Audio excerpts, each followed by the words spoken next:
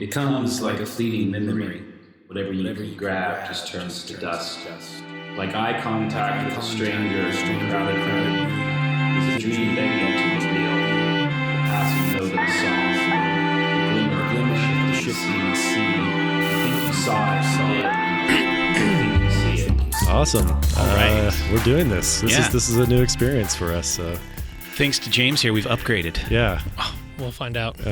Let's see how this goes. Yeah. Cheers, boys. To the Cheers, shores. guys. To the shores. I'm stoked to have you guys here. Yeah. I didn't get a clink from you. That's going to be bad luck. Oh, can we just do it again? Just like, Okay. I need to hear. Oh, pick it up in the mic. Make sure you make those logos are facing that way so we don't get on the bottles. And Is that official? You never know, man. Something blows up. They're like free product placement or lawsuit potential. Well, we are hoping to get sponsored by Bullet at some point. Yeah, that's kind of They one would of do our it. Yeah. They would do it. Kind of just aspirations. tired of buying our own whiskey. Yeah. Yeah. We were talking about the other day with David. It was like, well, we got to cover up, logos and stuff. And I was like, they don't really police that as much because it's just so much free. It's everywhere. Yeah, it's free product placement. Like, what is Apple going to do? Go to every podcast and sure, the microphone brand. Like, no, they want that everywhere. So Right.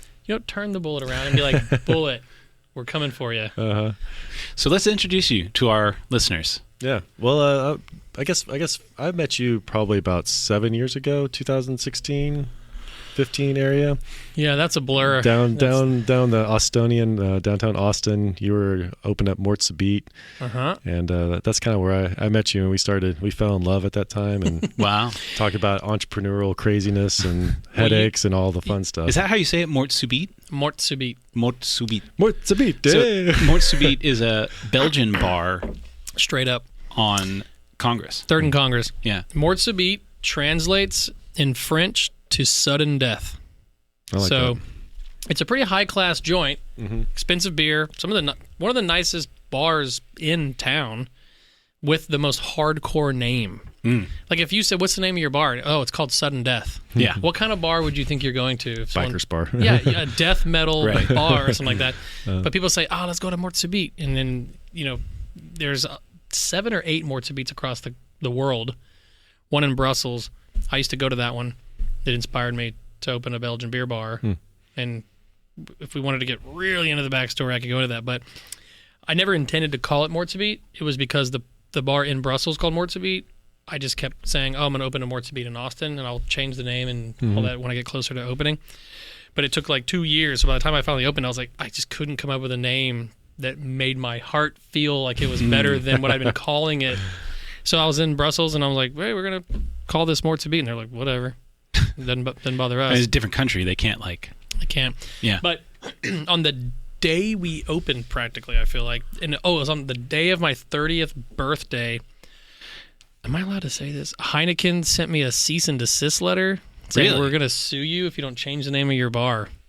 What's their claim to those 2 words? I wonder if I signed something saying I wouldn't say this. Well, It's a long time probably ago. don't say it then. No, If you're listening to this, it's don't whatever. tell anyone. Don't No, tell it's anyone. fine. It's fine. Edgy, risky. Because they bought a business. They're a Dutch beer, Heineken. They're out of the Netherlands originally. So they bought a business that owns a brewery that makes a beer in Belgium called Morte Subite, the beer itself. So then they're like, you're infringing on our name, because they had a trademark, an international trademark on the name Morte Subite. But even the lawyers here were like, you're going to win this because it's ridiculous, but do you want to spend $50,000 winning it? Right. And Heineken was the most beautifully written letter I've ever read in my entire life. As soon as I read it, I was like, well, I've lost this one, because it was just like impeccable. I was like, oh my God. It was clear as day from top tier law firm. But anyway, so they went back and forth, and I was like, well, what if we do this? What if we do that? And they were like, no, you've got 10 days. No, you've got 7 days. They were just, they were mean. And then I was like, okay, fine. What about this? And then they didn't respond for like a month. And I was like, am I changing the name of my bar? Am I getting sued? Like, what's going on here? And then they wrote back randomly out of nowhere, and they're like, we accept. Wait, And accept what? if I sell the beer Morte Subite, if they import it, which at the time they said they were going to, I have to put like 3 or 4 drafts of that beer, which I was like, this is great. Why wouldn't you put a beer named the Morte same thing Subite. as your bar? Yeah, exactly. Beautiful lambic, great branding, wonderful stuff. And then I had to forfeit the .com, mortesubite.com, Oh, which I can't believe they didn't own. yeah. And that was totally worth like $100,000 to them probably. So I had to Right. give them that. I had to give it to them and sign this basically $1 a year deal that I get to use the name Morte Subite. But now I'm thinking I should go to them and say, well, let's open 100 of these across the country and I'll manage them and you pay for there you them and go. let's work that There out. you But go. anyway, so that's, I met you at your coffee shop and you were wearing a leather jacket. You were drinking a cappuccino, and I thought you were just some bum regular, pretty much. It basically is. Yeah, basically. Yeah, totally. I think your I mean, hair, that was basically the origin story of Medici. Right? You were the bum regular at another coffee shop, and you were like, what if I just bought this? Totally. Oh, you bought a coffee shop? Our second one, we bought. It was Metro Espresso Bar, and that's our campus location. Oh, you bought the one on Guadalupe? Mm-hmm. Okay. So he was winning out, and so we bought it from him. I remember it being what it was before Yeah. you. I remember that Yeah, because I was a street rat down there. Just kind of like, I guess I was younger at the because you time. grew up in Austin. Yes, totally. But yeah, I think your hair was wet when I met you in Congress. You were like, oh, I just got back from a cold swim at Barton Springs. Totally. And So basically, you haven't changed. I haven't changed at all. No. Yeah, however long. But yeah, no, I remember sitting at the spot at the bar and just kind of starting to chat. And, I think you had a motorcycle. You were driving a motorcycle at the time. You're like, that's my bike outside. Like, I just got back from the spring. I got 5 kids at home. Well, I sound so much cooler when you talk about Yeah. it. Well, no, you rolled up Like on a a character from motorcycle. Grease. 100%. 100%. You rolled up on a motorcycle. You just came back from Barton Springs. Like, Austin guy owns coffee shops. He's living it up. Owns this thing. And I was actually surprised by your demeanor because it was like the second or third time that we had actually started talking that you like reached for a hug. And that's kind of how I operate too, to a large degree, because I want to like get that connection quick. And I was just impressed by your reaching out for the hug. Wow. Sooner, Willingness to hug. willingness to hug. Yeah. It was just like, you're I'm like, surprised hey, it took man. me 2 or 3 occasions. Usually that's on the first one. I'm Totally. like, come in here. Get in here. Well, I think that, I was just a regular there, and once we started having that bond, and then you were like, oh, reached out, and I was like, I like this guy. Like, but just to the sincerity of that was that hug made me go, this guy wants to bond and connect and build his community out, and that's what that hug told me. Oh, wow. So, Do you think it's a Southern thing? Because I think it's really normal, in my experience growing up here, that people hug, and also it's very common for people to say, I love you. Even just among friends. Yeah. Even guy to guy. Interesting. Do y'all experience that? I mean, yeah, I think I do, but I also kind of instigate that a lot. So Yeah. whether somebody's comfortable with it or not, it's a whole other. You're the guy that's like, come here. Come here, I love you. So just It's got to be like a pass. It's like, hey, love you. It's not like, yeah, I love you. yeah. Stare you in the eyes. Did I tell you I love you yet? So let's dive into that a little bit. Where are you from originally? Part here in Austin, and then I did sort of my high school outside of San Antonio in a little town called Bernie. I'm very familiar with that. Yeah. So I think about my dad. When you just said what you said about my dad has Southern hospitality to the T, pull over on the side of the road, change your tire for you kind of guy. I can never see him reaching out to hug a stranger though. Yeah. Like he's like, that's a little weird. But he's kind of more on the conservative side of hillbilly. But I would say that in Austin specifically, where in my groups, in my hubs, that yes, what you're saying is very true. Like I'm so fortunate. It sounds like you're saying the same thing, that I've grown up around men where I can hug him and say, I love you, man. And it's like you care about and you have that empathy. And Right. that's something that I feel like is not present in a lot of male culture still to this day. But yeah, I agree with you that especially here, it's like that openness to just connect like that. Well, I mean, I guess that's my question. Is like I find it to be very normal. Like, I'll even hug and say I love you to like coworkers that I've worked with for a while. Like probably less quickly than I would, just a friend relationship. But it never makes anybody awkward. Yeah. But I don't think it's necessarily common in other places to behave that way. Yeah. Interesting. I don't like know it. if I've ever said I love you to my CPA. No, actually, no, Maybe I you should. definitely Maybe you have. should. No, I never have. Like, you saved how much? Have I told you that I love you? Yeah. Yeah, totally. I feel like accountants probably could use some love. yeah, totally. I do find that sometimes I have to be careful. I feel like saying like I love you or being too like. I think I've been a little bit more checked in that a little bit because of HR. Well, I just don't, because like also whenever I've talked with my staff, I touch people a lot too, and I've always kind of thought about that. I was like I don't think I feel like if someone had a problem with it, they would tell me or something. I like don't that. know, man. You're the boss. Yeah. Sometimes like, but you come off so genuine that there's no way that you're coming across poorly in that front. Like if my employees were like not performing well, and I was just like, "Come here, I love you," and they're like, well, "Am I getting this raise? Like, what's going on?"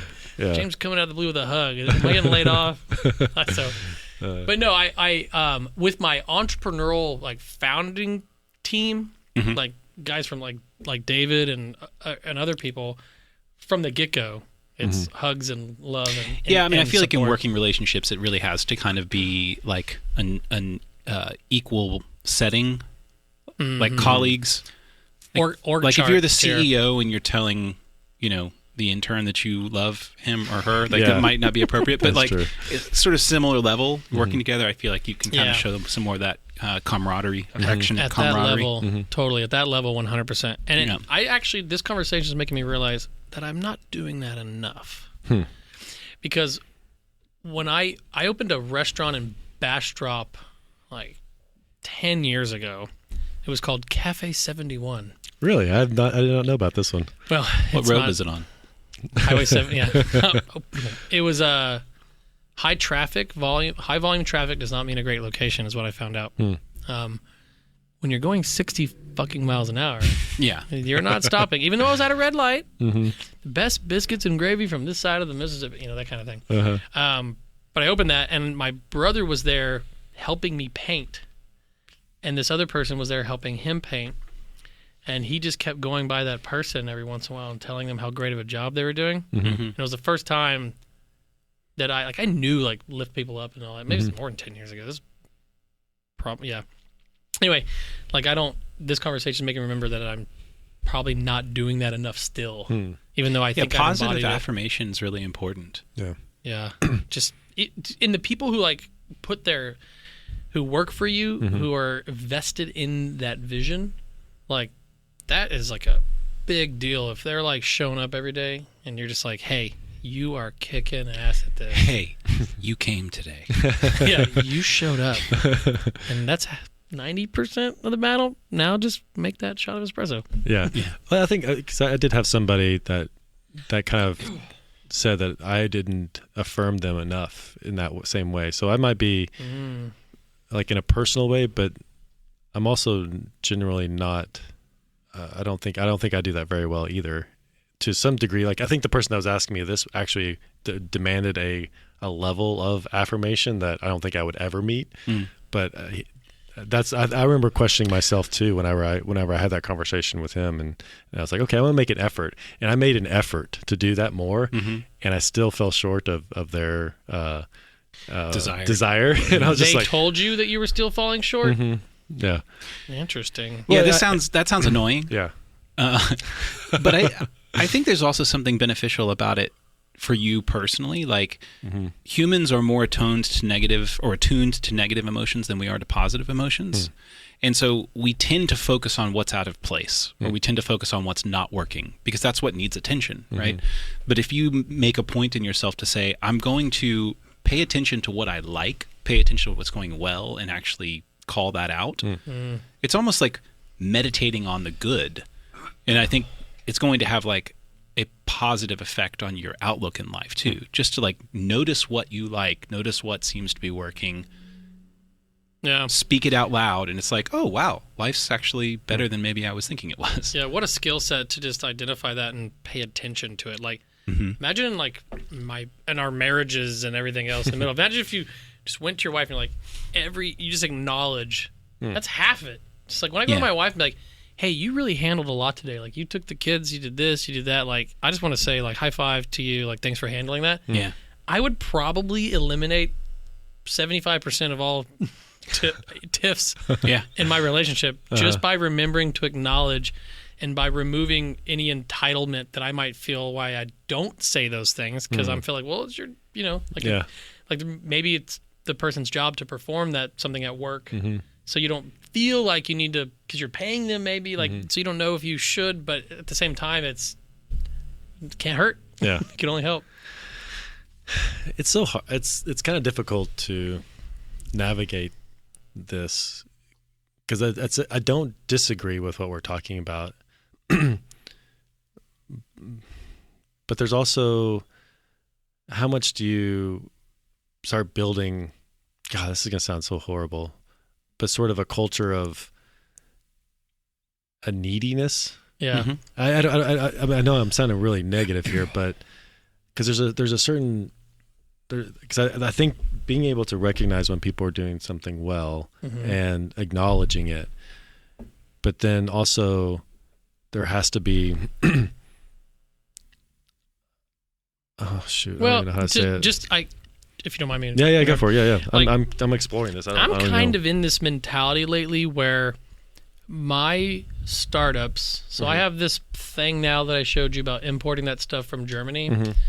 Everyone helping has to have some equity play in it. Like I'm trying to build out this infrastructure where the core people have like true stocks incentives from the very beginning. The only problem is if you give someone stock options, it counts as income, but you hope that you sell the company and then they get that subtracted from what their stock options would cost, so they don't have to pay that tax burden, because giving someone stock options counts as income, whatever they're worth. I found out the hard way.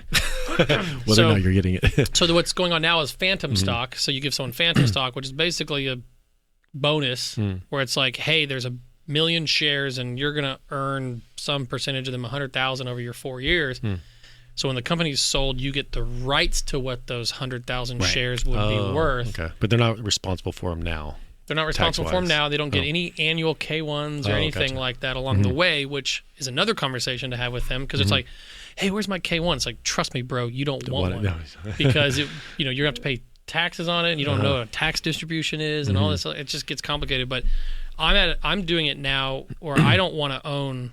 I want everyone involved to have that kind of skin in the game, so you can build that vibe, because people are getting to a point where it's like they want to work for things that they believe, like same thing with like Web3 movements. Like people are not going to play a game in the future unless they own some fraction of it in some capacity. Well, let me ask you on this, because I do agree with you, but then also as the business owner or the entrepreneur and starter of things, if they leave, they get nothing.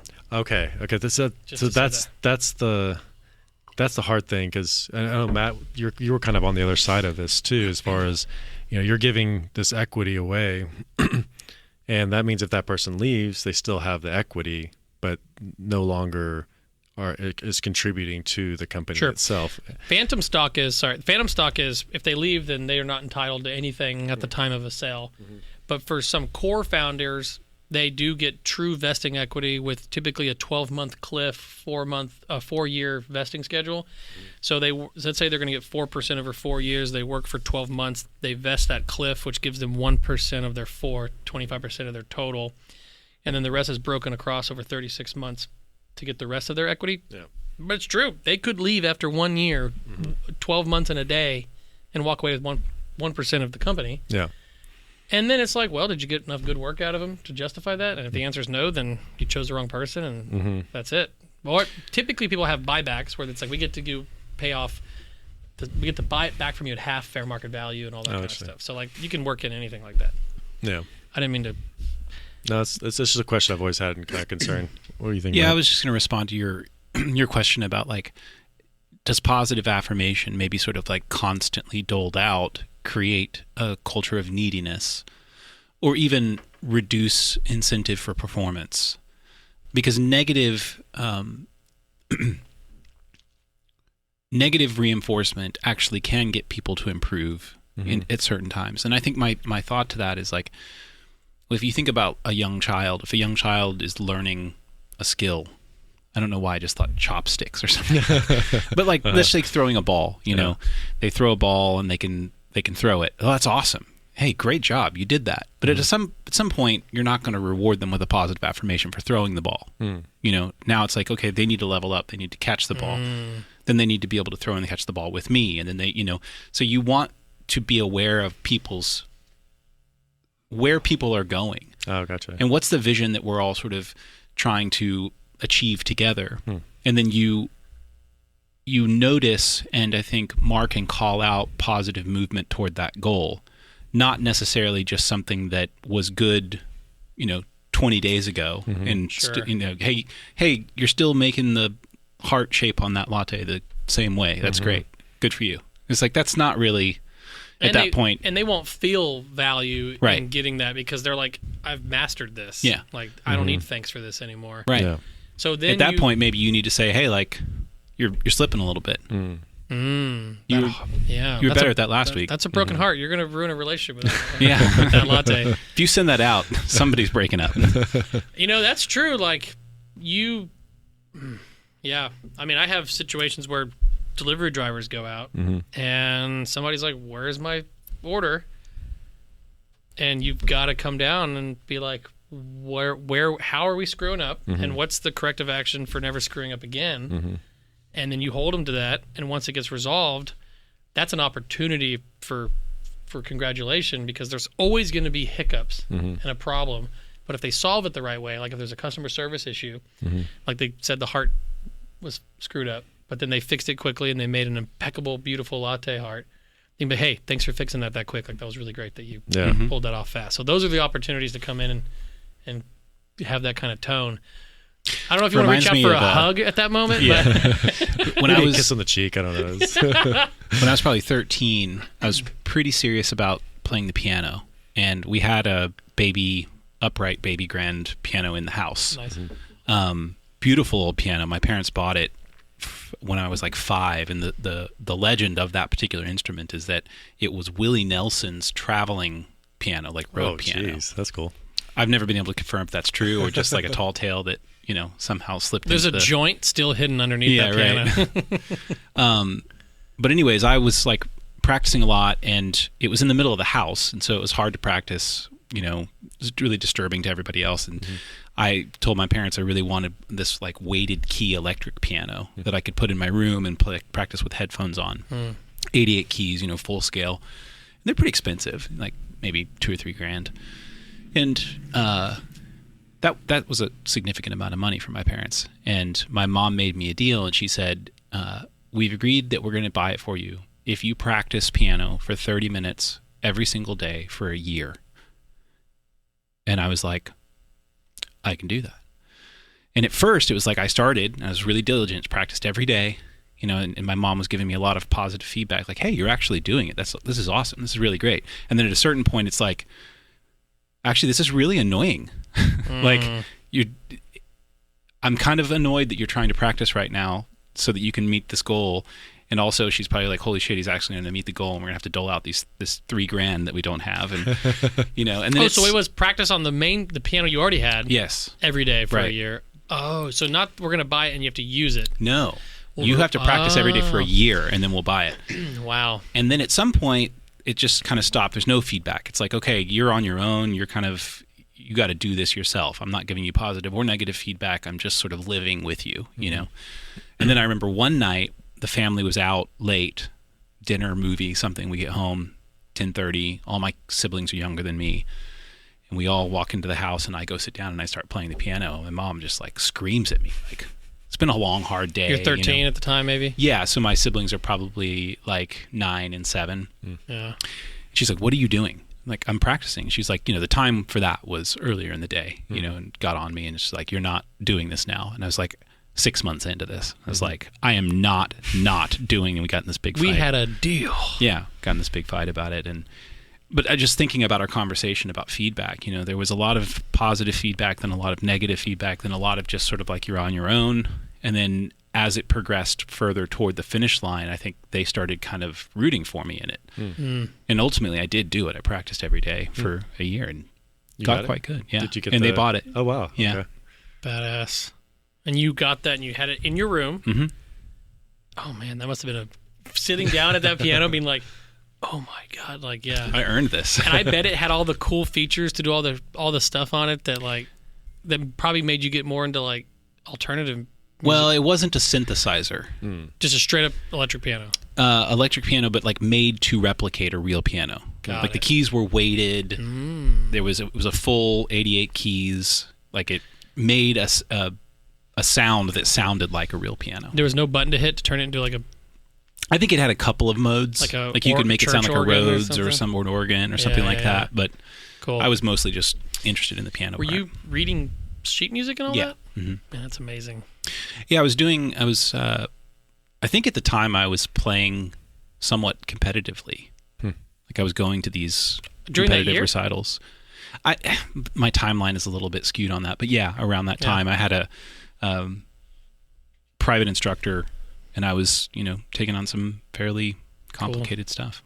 Well, I kind of want to, let me kind of restate this, because I'd like to kind of nail this down a little bit with like the positive reinforcement, because I think one of the points that you made as far as you're giving reinforcement for that sort of progression, but not for the same exact thing over and over again. Right. It's like, oh, that's great that you did that thing that you did 500 times before.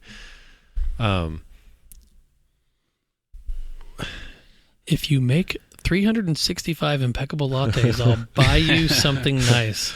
Well, I just want to comment. I'm trying to figure out what my pushback on this has been, because there's something about this sort of a culture of sort of almost babying, or well, let me make a comment I about don't know if that's what I'm reacting to. I'm not sure, because I agree with you, but I'm not sure why. About the one night where we came home late and she was mad at me for actually trying to practice. Mm-hmm.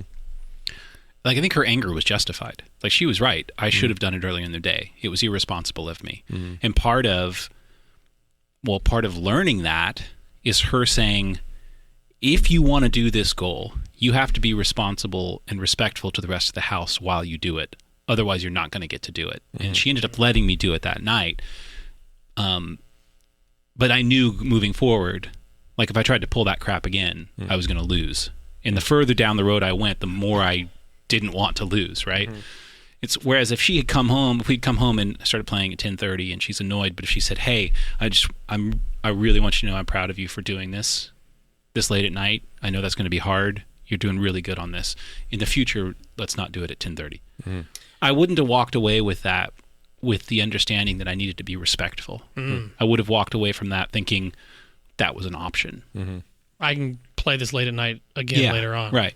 And she's asking if I could be respectful, but it's kind of on the table still. So I think that negative reinforcement was also beneficial. It was negative, but it was used to push me in the right direction and to actually pick up some other values along the way. Like, no, you can do this, but you need to be respectful about it, which wasn't part of the original contract, right? It wasn't like, if you practice piano every day for 30 minutes respectfully, then we'll buy you the piano.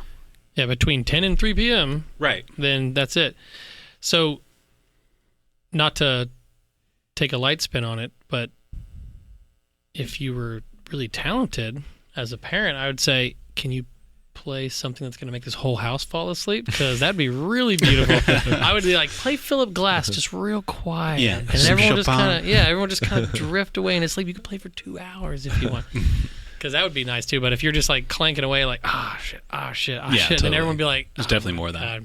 Yeah. Okay, cool. That's nowadays that you'd be like, all right, Mom, I'll play at 11 o'clock at night and everyone falls asleep. Not that you've got it. So what, are you still feeling pushback? What are you disagreeing with? I don't know. I think no one should ever have positive reinforcement. Totally, never. Well, I guess there's a few things kind of floating around in my head as far as kind of like helicopter parents, and your kids should always be like the participation trophy. This sort of like this inclusiveness that kind of sometimes actually has a detrimental effect. And I think you're kind of speaking to that already.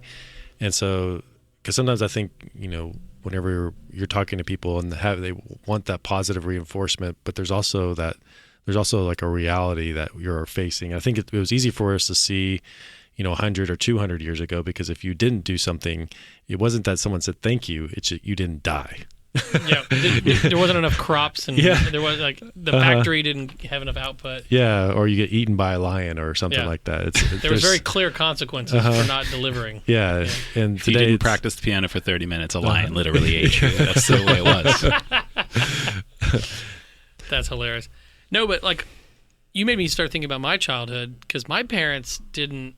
I mean, no knock against my parents, but they were not as.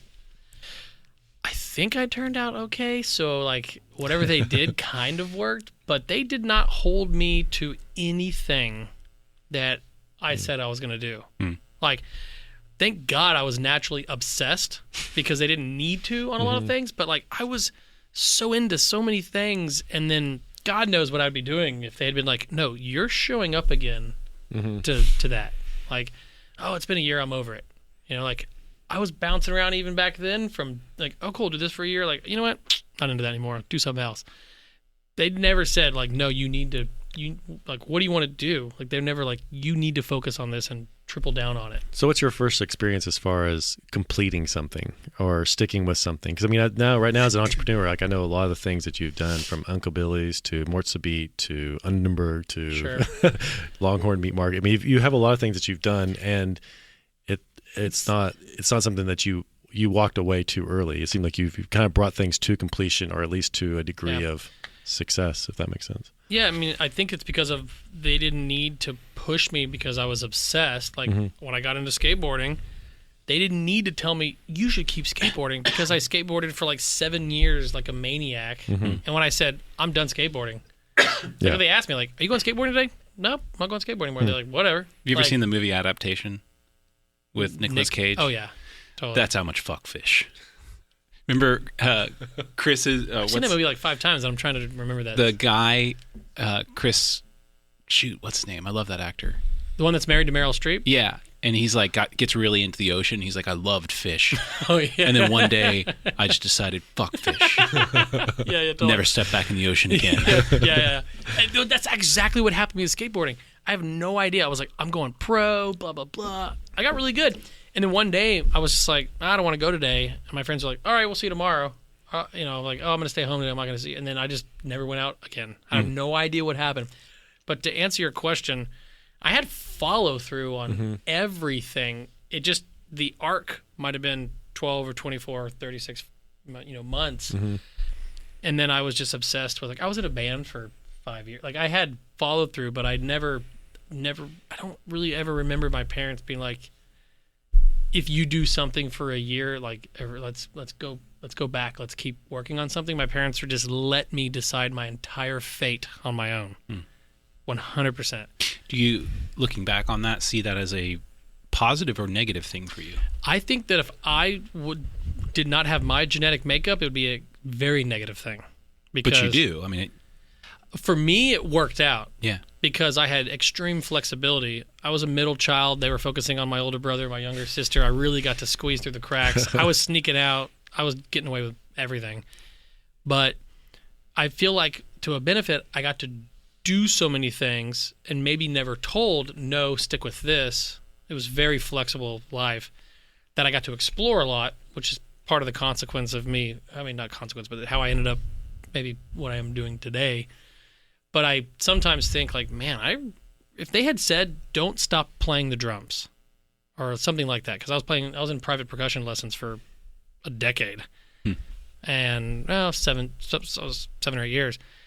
Yeah, if they had been like, you really want to quit? Like, well, just go 5 more times. And like, if something like that had happened, then yeah, I mean, I was sight reading percussion music and backing up bands, and just because I was a studio drummer pretty much. Like, I might be playing drums in big fun bands now, but I don't have any regret about that, because I love what I'm doing now. But I just don't think that most people with no structure, that's what it was. Well, it was no structure. It feels like no structure. What do you think?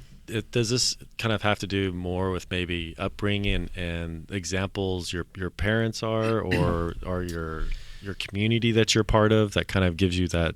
Yeah. Just to say, like, kind of close this whole section saga up of this. When my grandma died when I was 14 years old, I had such a close relationship with my grandma and grandpa that I asked my parents if I could move in with my grandpa. So at 14 years old, I moved in with my grandpa living by himself because I didn't want him to be alone. He was an entrepreneur. He had started a bunch of companies in Austin, mostly cable television. He started the first cable television company in the city. Oh, wow. Long time ago, obviously.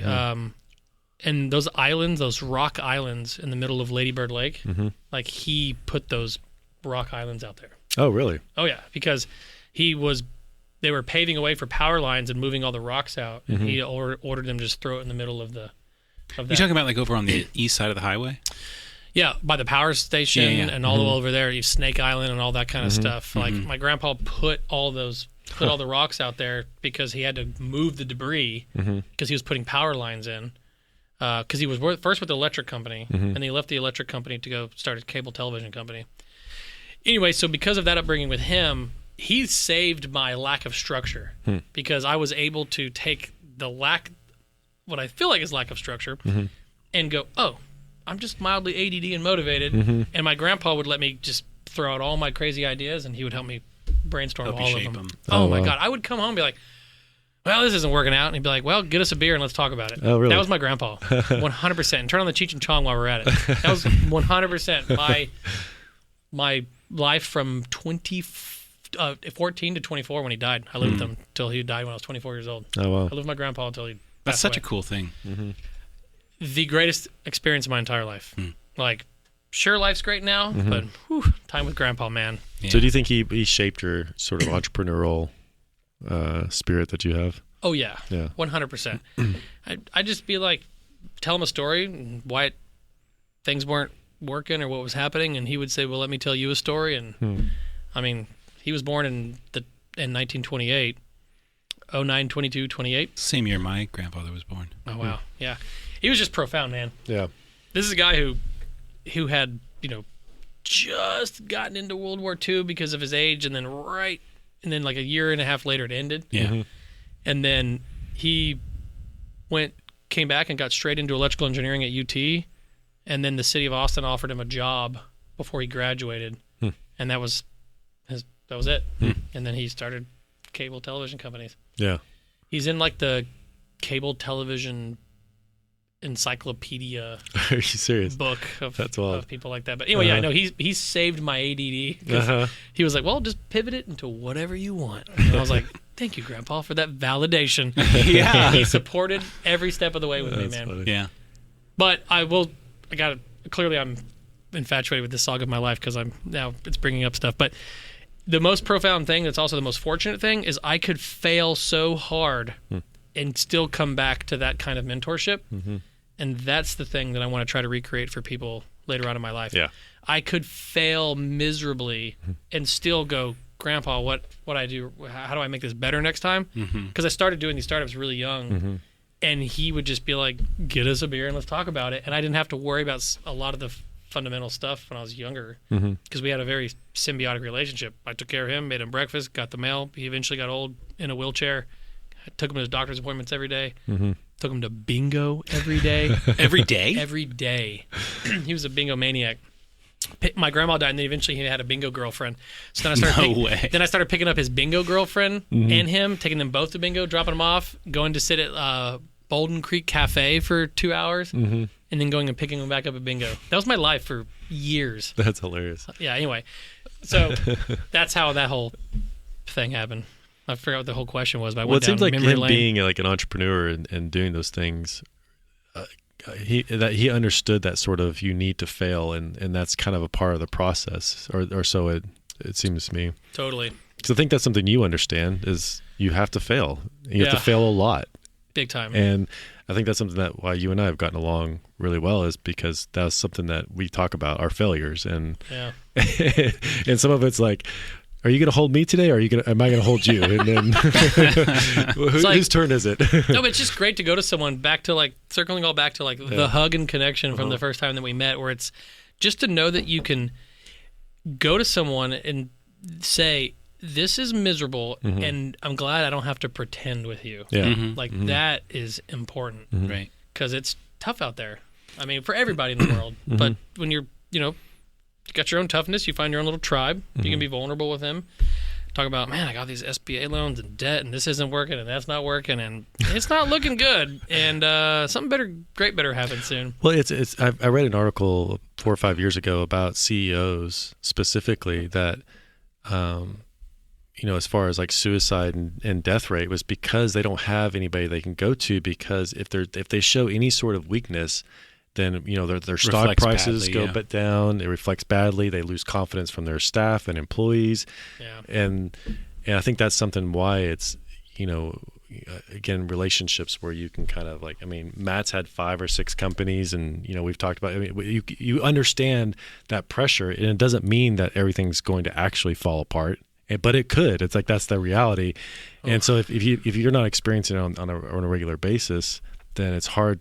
It's hard to understand that. It's like you can't go to tell your baristas like, oh, this is what's going on right now. There's 3 months worth of payroll left, and I don't know how to solve it. There's 2 months worth of payroll. There's 1 month. There's 1 week. I've been there. Oh, and by the way, make those lattes better. Yeah, that heart sucks. And you might I don't not know have what a to job. do about it, but I know what you can do about it. Yeah, you might not have a job next week, but you better. Yeah. A support group like that. I'm like.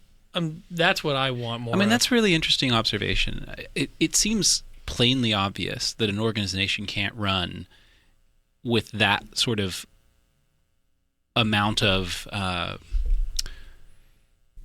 transparency. Well, I didn't want to use that word yet because I want to contrast that. Like, I want to say, like, there are issues like in a family, whatever the husband and wife are fighting about, it isn't appropriate for them to bring that to their children. That would be actually abusive for a mom to like sit down her kids and be like, your dad was a real asshole earlier, and here's the reasons why he's a piece of shit, and whatever. It's like, no, go to your girlfriends and talk about that.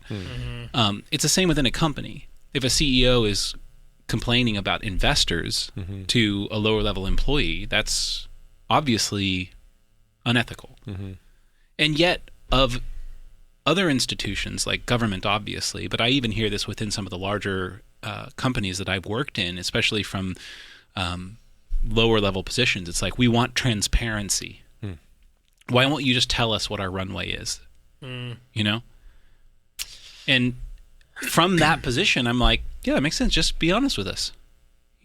But then I'm just realizing right now that it's like that would be completely inappropriate. Like, you do your job and I'll do mine, and there's parts of my job that you don't need to know about. And that's actually good by design because we're all holding this thing up together. And if you know everything about me and what I'm doing in my job, then you're expending way too much effort, and I'm not doing my job well enough to make sure that you don't have to be super bothered with what I'm concerned with. Yeah. It's tricky. I've had... First of all, just to be transparent, I have complained about an investor to an employee before.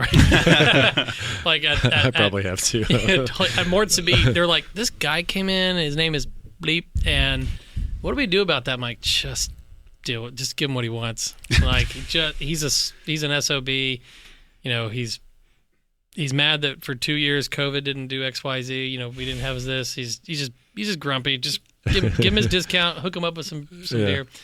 But he's an a-hole. But I'm like, what you're saying about you want the staff to have a hive mentality on goals and like achievable metrics and things like that, where it's like, we got to hit $100,000 next month. We got to hit $200,000 next month. We got to hit these sales metrics. But to then follow up and say, because if we don't, this happens. That is the problem. Because you want them to achieve, but you have to position it where it's like, when and if we hit this, you get X, and that ends the conversation. When this happens, you get this, and then you don't. But if someone says, well, if we get below our if some employees like, well, if we don't hit our sales goal for 12 months straight, then does that mean the company can stay afloat? Like, if somebody asks that question, then you go, well, yeah, because we're financed. Like, you would answer it that way. But if you tell somebody, or your whole company, that there's only 3 months worth of money in the bank, that is the absolute most dysfunctional thing you could do for the morale of your company, because people are going to start looking for a job immediately. But what sucks is they also deserve to know, but you have to reserve enough for good severance pays if you do go under. Totally. At the same time. I went through the collapse of a startup recently that I was working for. And they sort of were on the wrong end of the other side of this, which is that ship went down, and we found out on the day we were fired. That they had no... Oh, wow. Yeah, that it was over. It's just like... And then everybody's just kind of like, oh, okay, so... Wow. A little bit more transparency would have been helpful, or maybe a little bit more discernment that, to your point, like... Maybe you decide the ship goes down at the point where you can ensure that everybody who's going to be out of a job has some severance.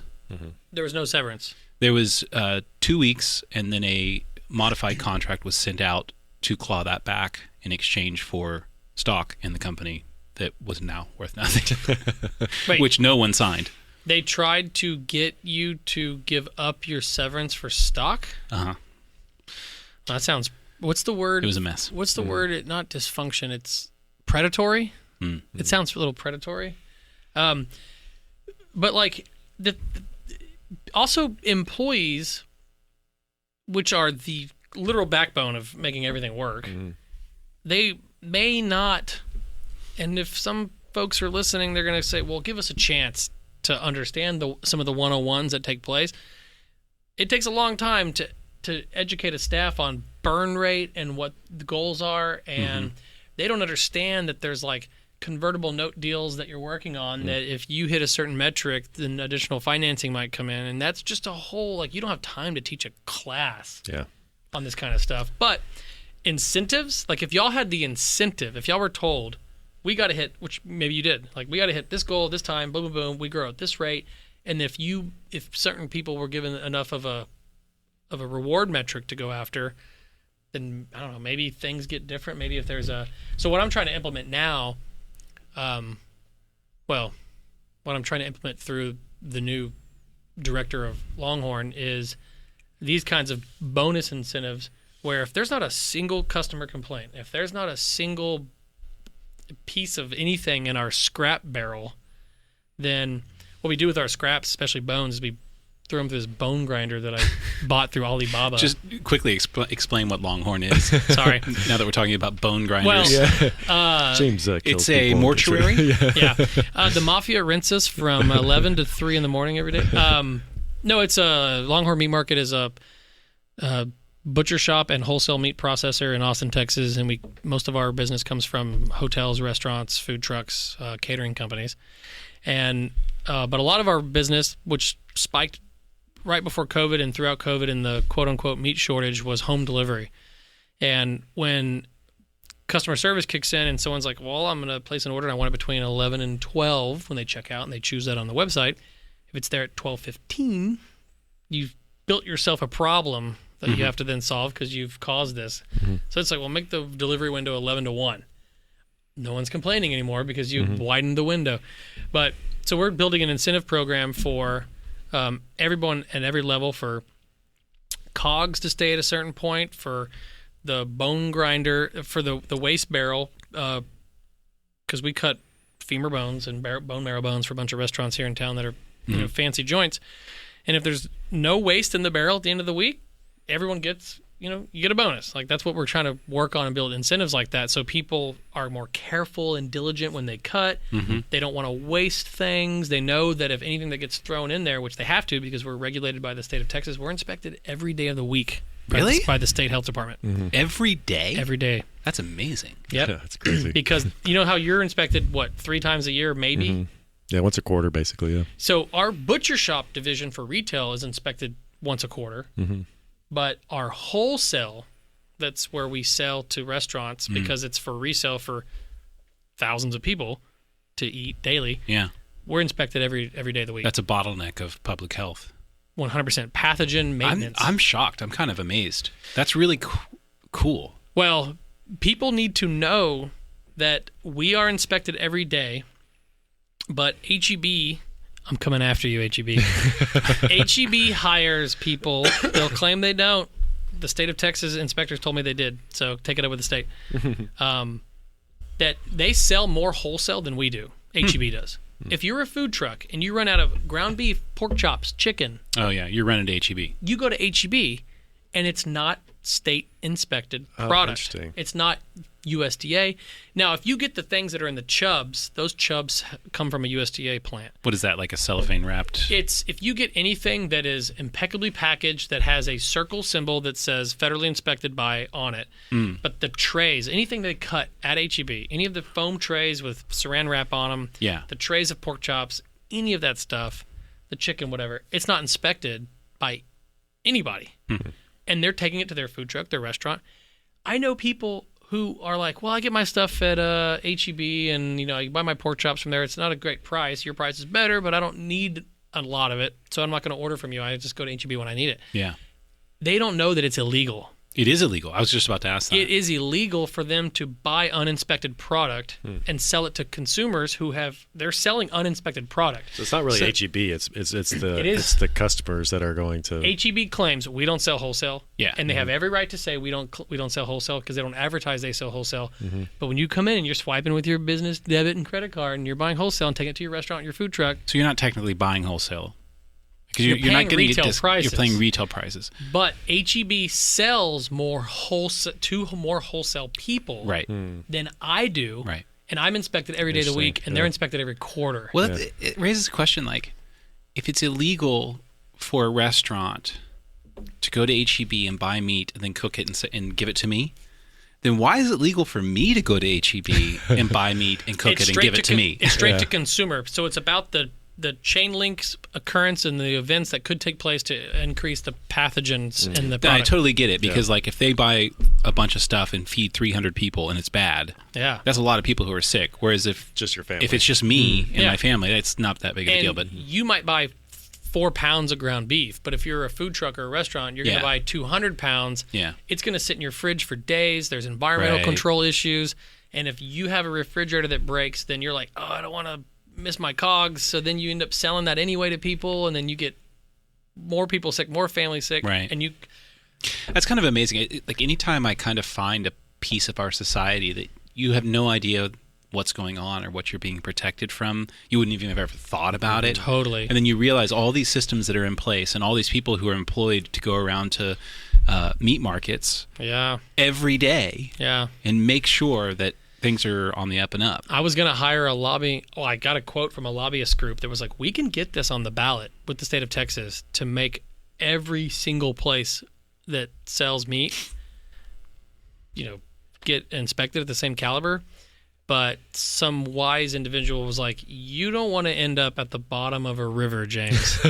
So you need to stop this right now. It wasn't a threat. It was just somebody who was just like, there are so many meat markets, there's so many things going on that you may not want to bark up this tree right now. And I was about to go on like KXAN, like they were going to come do like a video of me in front of Longhorn and like talk about this huge problem in public health. It's a problem in public health. And I was like, oh man, like I don't know if I want to get assassinated over this because it's a lot of money involved. Those HEB guys, not just HEBs. There's a lot of other meat markets that are they selling wholesale? No, we don't sell wholesale. Well, what's that guy loading up 300 pounds of stew meat in the back of his pickup truck right now?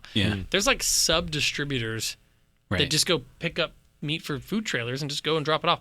The meat's fine. It's totally fine. There's nothing to worry about, but they don't have to go through the same level of inspection that we do. If there's rust on our door hinge, the state's like, you got to fix this now.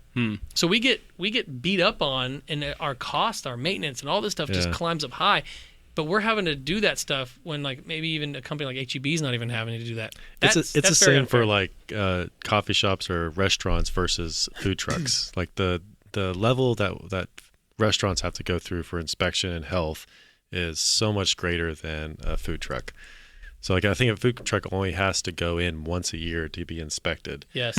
And totally every restaurant has to put. So as a coffee shop up until about 3 years ago, we didn't have to put a grease trap in because we produced no grease. Yeah. And then they just changed that, so now we have to have a grease trap. So like really? It's completely ridiculous, but careful, it's 2023, Michael. The city used to call that the Starbucks model. If you're doing the Starbucks model, you don't need a grease trap. When I opened Morte Subite, but they've changed that though. I mean, yeah. So you're saying now, no matter what, you have to have a grease trap. Yeah. You know why? Because they say, oh, you're selling it's a plastic fork with your cream cheese throwaway. But guess what? Some asshole's going to put that in the sink and you're going to have cream cheese in your sink. So that they have a zero policy now on it, apparently. Yeah. And they call our beer, the health department, we have to have a food permit. We don't sell food, but they call beer liquid bread. So we have to have. That's beautiful. Yeah, I'd liquid pay bread. for that. Sudden death liquid bread. Yep. So now I'm just like, I'm just drinking a bunch of bread. It's just a bunch of yeast. I mean, beer originally was used as like the IPA beer, the India Pale Ale, was used as a source of nutrients and sustenance for British sailors going around Cape Horn to get to India, because the trip was so long that none of their other beer would last long enough to give them nourishment on the trip, so they brewed IPAs. It had all the vitamins and calories. Yeah, to last that. And I mean, even going further back, just drinking beer was just beer back a long time ago, hundreds of years ago and beyond, was 0.5% to 2.5%, something like that, ABV. So not like the 7.6 percenters that we have these days. So when people say, "Oh, beer, we drank it because it was better than water," it's like, yeah, it was, but now it's like, no, it's like, even if you compare dirty water to a 7% beer, it's like, drink the dirty water for your hydration, because that beer is gonna mess you up. But even things like whiskey, I mean, they're pretty new in the ABV spectrum. I think we're gonna evolve into these like distilled consumption. I want people to start offering me lower ABV options on almost everything. Yeah, I agree. Yeah. So because like, I love IPAs, but I've stopped drinking them because they're just too high in alcohol content. Yeah. And if I have a couple, 2 or 3 IPAs, I feel like shit. Yeah. Your back hurts. You wake up and you feel like shit. Wait, guys, how old are we now? We might be putting our. No, but I think there's certainly a market for it. I mean, the mocktail market is starting to come out. Like, people are actually taking that seriously. Man. So that's weird to me, honestly. That's weird. Yeah. The better thing would be like, why don't you give me some like super great tasting beers that are 3-4%? Why don't you give me a whiskey that, isn't whatever 40% or Guinness just came out with Guinness Zero, I think is what it's called, and people are saying it's like they can't tell that it's not a normal Guinness, but it's 0% alcohol, 0.5. So I want Guinness is actually perfect. Guinness is like 3%. Yeah. Well, just drink Guinness. It's a great session beer for sure. It is, yeah. It's rich and malty. It's like Guinness. I would not call a session. Oh, as far as session, like a session ale. Anyway, Guinness is like there's a storm outside. That's when I think of a Guinness. Like, there's a blizzard, and let's hunker down for the night. And we can't hunt a rabbit, so let's get our calories in with a Guinness. Yeah, right. But you can also drink a lot of them. That's nice. Yeah, totally. And I'm sorry. Go ahead. Just to agree, I agree with you, because I like the social aspect. I mean, even wine. Imagine a nice wine that was a low ABV. It's like 14% for a wine. I want to be able to sit back and have these beverages, and totally. Wine's a great opportunity, because I want to have wine with good food, and if I'm having good food, I want to be there for like 3 hours. Yeah, totally. Yeah. And I'm gonna have probably, what I would like is to have wine the whole time, which is going to mean like 4 or 5 glasses of wine. Yep. So if you give me a low ABV wine, I can do that. Well, if you want to come to Red Ash in 2 weeks, you can have a high ABV wine and eat bolognese with us, because that's happening. It's like, when I think about, there's a huge trend on, I say Twitter, but it's like in the founder movement right now. I'm seeing this a lot, and I'm not like super duper deep in the startup world, because I've been a lone wolf for most of my career, but on Twitter over the past year, there's a huge movement in founders not drinking. And people are saying like the VCs are tweeting saying, "Hey, to my fellow VCs, are you investing in founders that have not stopped drinking yet?" Oh, interesting. Like, I'm actually seeing prominent venture capitalists asking that question. And then you read the thread, and people are like, this is ridiculous. And some people are like, oh yeah, I've given it up. And there's this trend of like, if you're going to be invested in, if someone's going to give me, James, $2 million, they might perceive that alcohol could get in the way. Oh, interesting. There's like socializing or some metric, something happened at some point. I have no idea. that made this movement come up. I rented my bar out during South by Southwest, and the host who invited tons of people with this tech business meetup event that they were throwing was like, well, what's the fee to rent the venue? And I was like, well, it's just a minimum bar tab. And he was like, no, I need to pay a fee because the kind of people that are showing up to this, they probably don't drink. Huh. We're not going to meet your minimum bar tab. That's definitely new because that is very new. Yeah. Years ago, almost all the founders I knew, heavy drinkers. Oh, totally. And that's probably why there's a new trend going on. And I saw this thing the other day, and somebody was like, hey, are you investing in companies of founders that aren't drinking? And I literally wrote back, and I was like, look, the question was, if the founder has not quit their day job yet, would you invest in them? Number one question. And number two is, would you invest in them if they still drink? I wrote back just to be funny and playful because that's where I'm at. I was just like, well, my startups are always my day job, but bolognese and red wine, like it's never going away. And that was my response. And all these people started liking it, and it's just kind of like, there's no harm in a fucking glass of red wine. Like, why is everyone targeting these founders? But then you realize that these people are getting funded that are younger and different than maybe what's going on. Well, and everything now. Goes in cycles. The pendulum always swings. I wonder if there's there's a lot of performance stuff right now, whether you're talking about, cold plunges and, fasting and diets and all this kind of stuff. And how do you optimize and so I could see, I'd be curious too, if that was posed as any sort, is it weed? Is it alcohol, or what are they including in that same sort of category, or is it just a fad of like? Well, speaking about performance fads, I was going to. It reminds me of something I wanted to ask you about your meat market, which is, can you get me beef suet? Oh yeah, totally. We have beef suet. Wait, what's that? It's a type of beef fat above the kidney. Yeah. Oh, you were telling me about that. And you cook it down into tallow. Yeah. Tallow. So I've done this once. I got it from I don't remember the name of the farm here. Cooked it down. Ended up with, I don't know, some maybe rendered yeah, maybe 3 or 4 jars. Yeah. Some of it I turned into lotion, which I'm using on my face and hands, and then I've been cooking with the rest of it. Yeah. And it's been awesome. Yeah. And apparently it's way better for you than any other.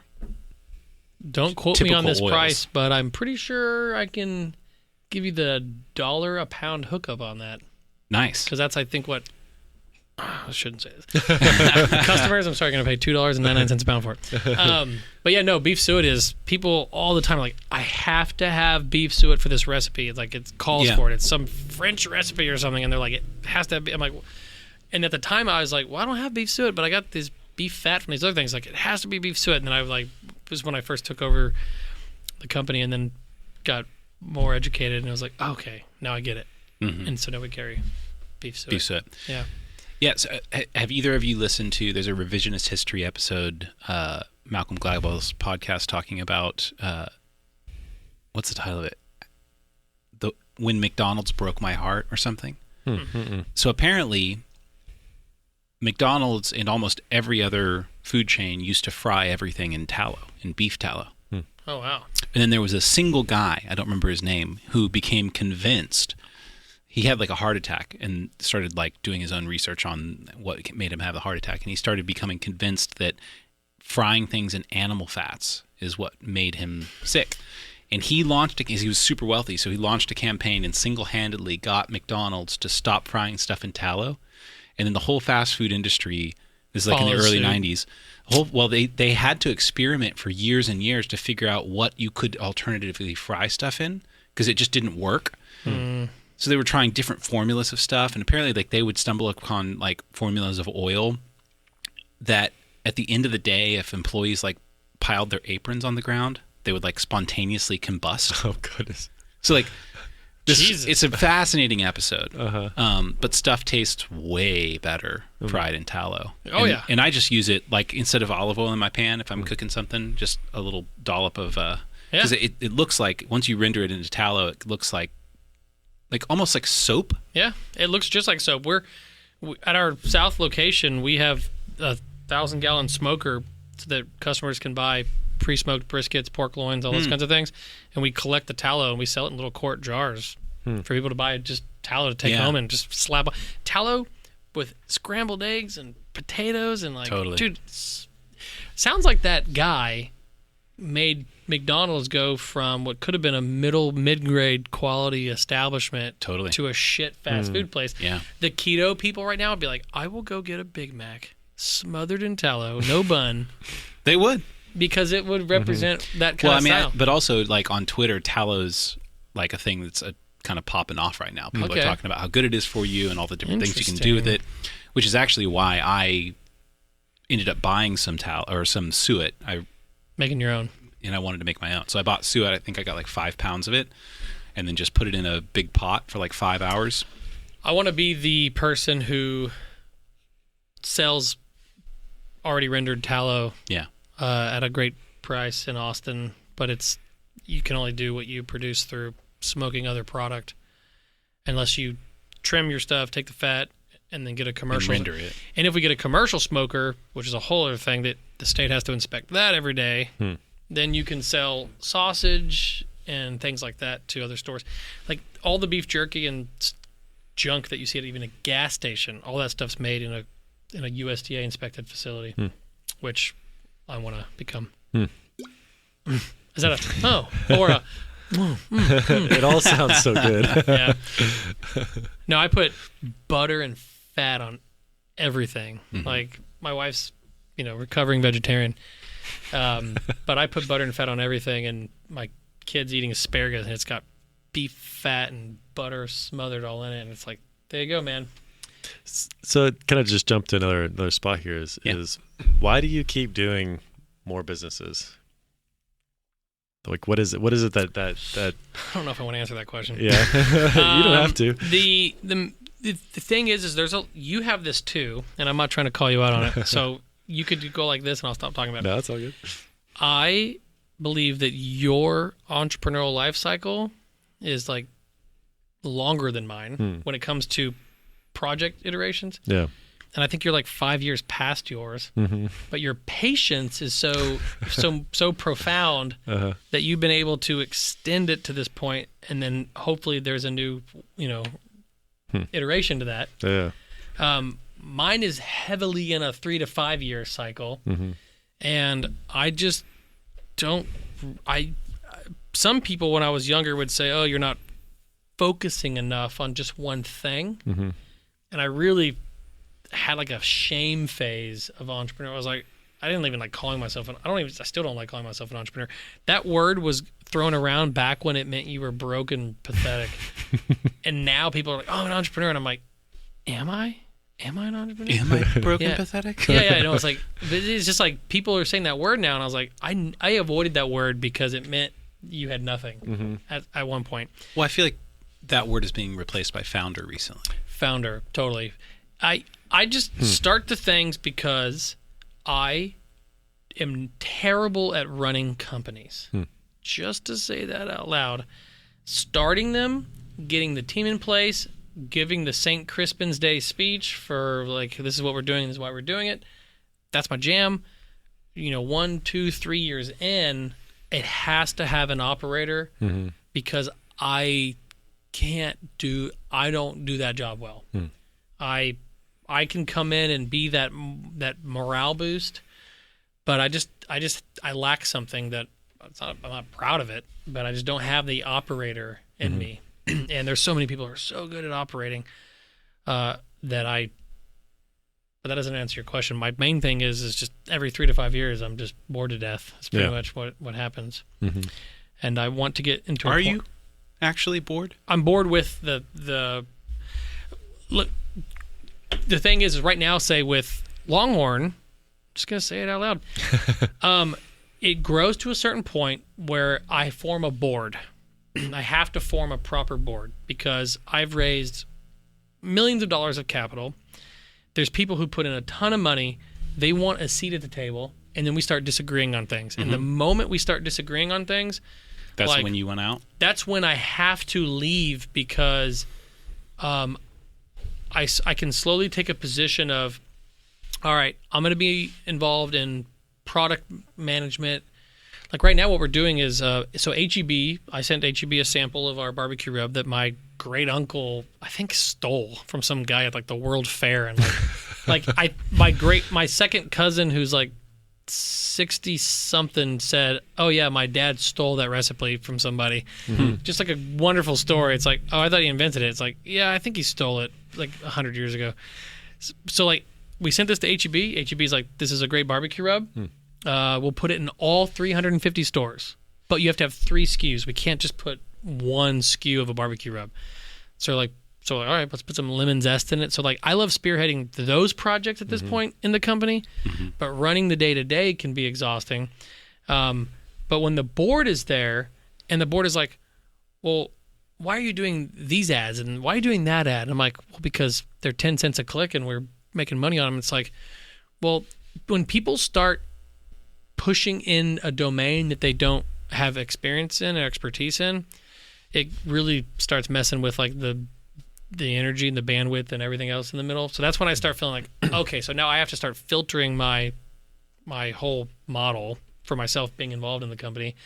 And once I'm having to start submitting proposals for my own company about how we're going to spend our money, how fast we can move, I start to be more of a hindrance than anything else. Because I'm saying, well, I don't agree with left. I said, let's go right. And they're like, well, we don't want to go right. Let's talk about it longer. And I'm like, but right is the right way to go.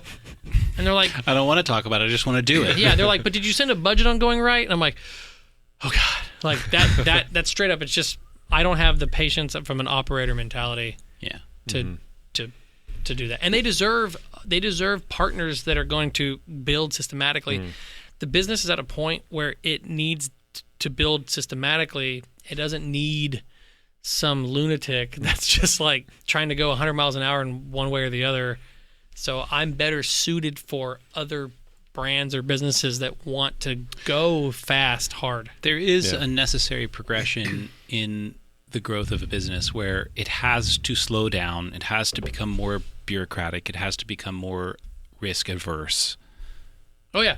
25, 40 people. After that, I have to leave. Once there's like 40 people, I used to be in denial and be almost ashamed of saying like, I should not be in charge of a company of 40 more people. But then I realized there's the right CEO at the right time, and I know exactly where I fit. Exactly. Like, but to the opposite of that, I believe, I haven't had this opportunity yet, but I do believe, say like 10 or 15 years from now, I would be a great wartime CEO of a big company. If there's a huge company that's like, we're fucked. We got like a year left of money. We got $100 million left in the bank and 5,000 employees. I think my same personality type with a company like that, that's what you're saying, would do well, but nothing in the middle. Like Richard Gere and Pretty Woman. I think he acquired him. He acquired him and fixed him and then split him up and broke him. I think so. Sold him off for pieces. Yeah. You know, I've been thinking about a redheaded curly prostitute. Who isn't? Wait, I want to rewind to something you said about feeling guilt. Yeah. Here's something I related to, and I can't remember exactly how you said it, but like feeling guilt that you don't have just sort of this one thing that you're into. Yeah. You've got your hands into a bunch of different stuff. 6.5. 6.5? I'm just making up a number. Different stuff? Yeah. So I've been that way too. And there's this wonderful, so like I'm a musician, I'm a writer, I'm an entrepreneur, I'm a father. I'm now, was working for a startup. Before that, I was in sort of like big top 4 consultancy space. Before that, I was running 5 different LLCs at one time. Like I've done a ton of stuff. Sounds like you and I should work together. Yeah, right. And the musician part of me, Tom Petty's one of my favorite musicians. Totally. In I think 2006, there was this 4-hour documentary that came out about Tom Petty and the Heartbreakers, and basically covered their lives from like day one till 2006. It's called Running Down a Dream. It's fantastic, made by Peter Bogdanovich. It's really incredible storytelling. Also a really incredible story. But so Tom's guitar player, Mike Campbell, at some point in the movie says, I'm just so glad this worked out because it's all any of us know how to do. Wow. And he's like, if we hadn't have become famous, essentially, we would just be poor musicians. And I experienced a deep sense of jealousy from Mike Campbell. Like, I wish that I had one thing that I could do and I could just go all in on it. And I woke up every day knowing what I was going to do. But instead, and earlier I wanted to ask you if you considered yourself a generalist, because I wake up most days thinking, well, I want to work in all of these different genres of life, whether it's music, philosophy, carpentry, tech business, crypto, whatever. It's like, and I kind of like to spend my time going back and forth between all of these different things because I find them massively fascinating, and I'm actually pretty good at almost all of it, which I think is more of a curse than a blessing. Yeah. And I wish I was Mike Campbell. Tell me again what Mike Campbell's main skill set is. Lead guitar player. So Mike Campbell played impeccable guitar, and because of that, he just focused on that one thing and became famous for it. Yeah. So everything you said resonates with me. It seems like the difference is Mike Campbell's a musician. He probably could have been a great teacher. He could have done other things in the realm of being a great guitar player. And not to take the term generalist and try to spread it out amongst a professional guitar player, but I view myself as a generalist, yes, but it's a skill set.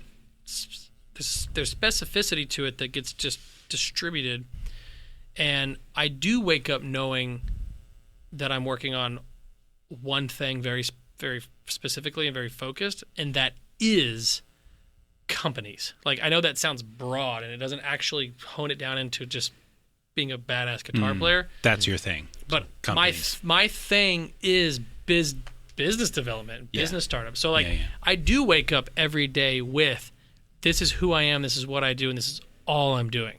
It just so happens to be term sheets and hiring people and packaging deals, and it's, if I may, I could say, like, he has to wake up and say, well, how do I compose this stuff? How do I communicate with my drummer? How do I communicate with the bass player? And how do I build an ensemble? Because he's a phenomenal musician.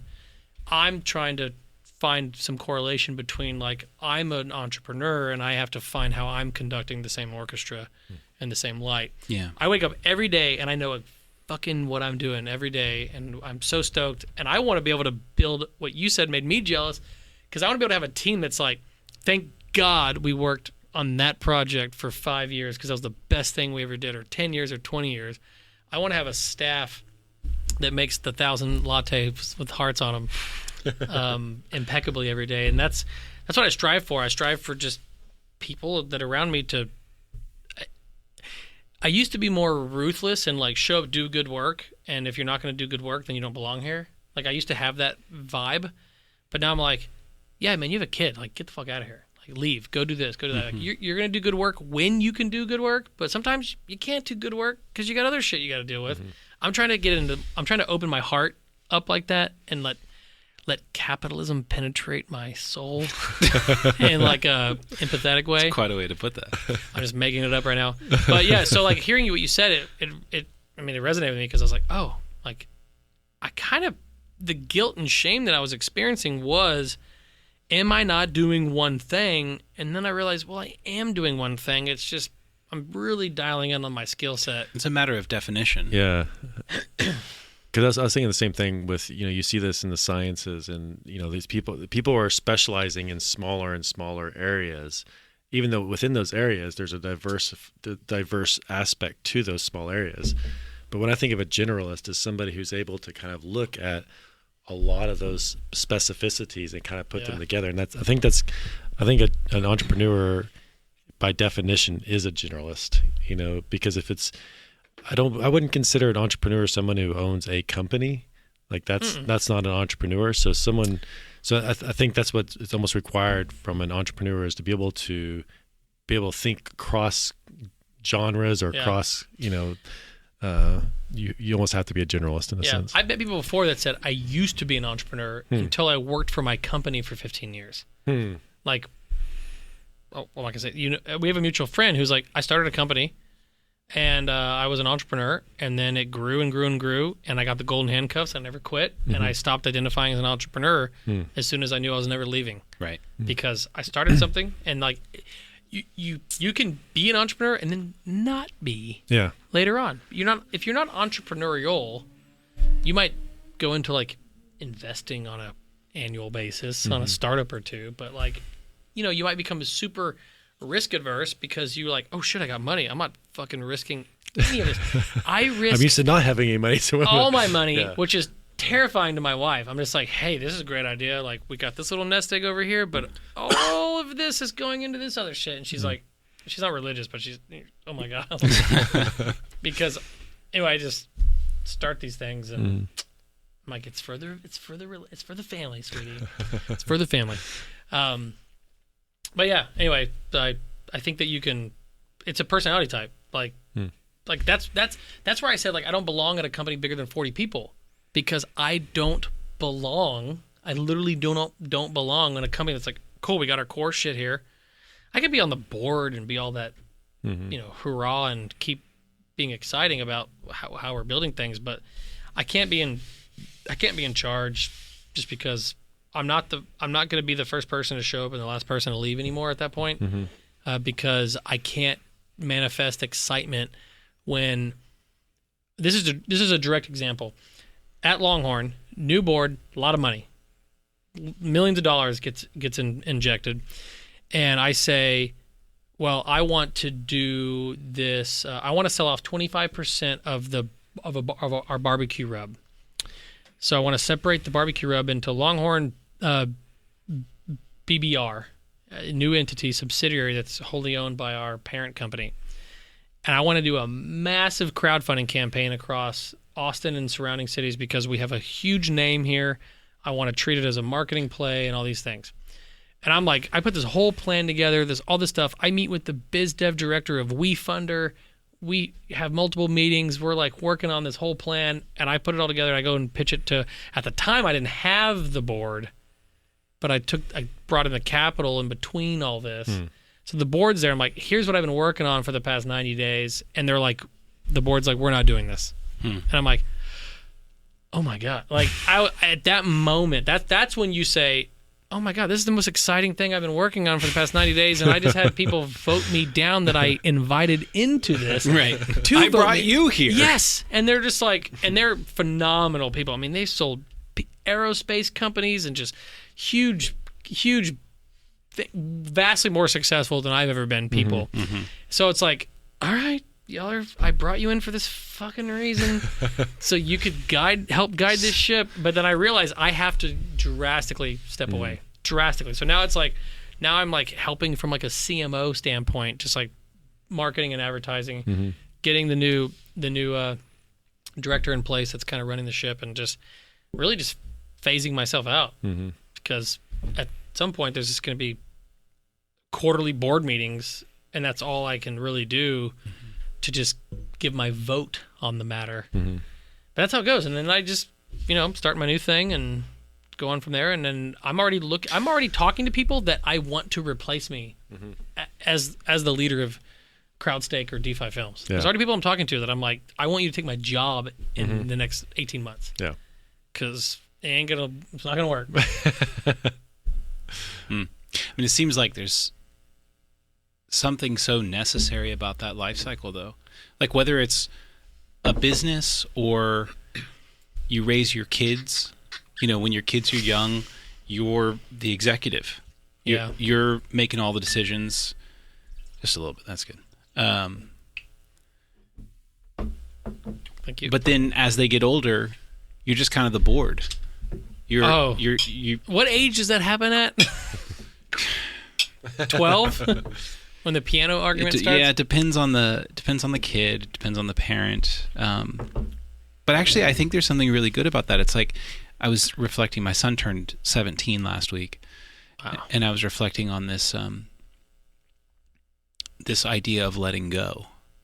And there's something so painful about letting go, but also something so amazing about it. It's like ideally, I want to let you go because I want you to be the best, most thriving version of yourself that you can possibly be. And that's somebody that checks in with me sometimes, that doesn't need me because you're kicking ass doing whatever you're doing. They need you for different reasons at that point, yeah. But that's kind of like your point about the board. It's like, well, the board checks in every quarter, Yeah.